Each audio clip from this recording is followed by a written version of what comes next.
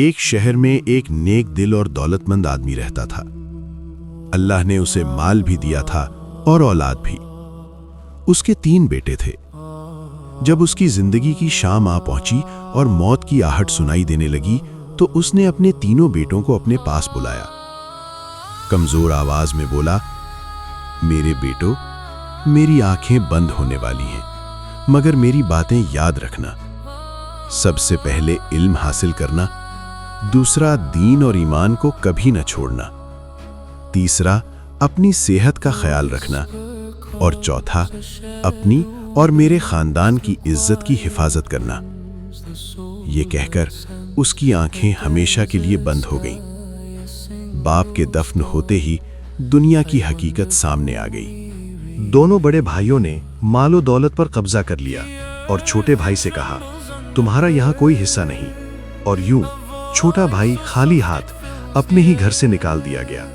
لیکن حیرت کی بات یہ تھی کہ اس کے چہرے پر نہ غصہ تھا، نہ نفرت، نہ بد دعا، کیونکہ اس کے دل میں باپ کی وصیت زندہ تھی۔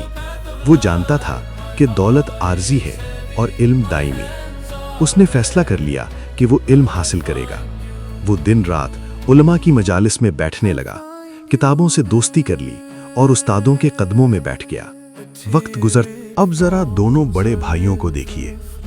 دولت نے ان کی آنکھوں پر پردہ ڈال دیا۔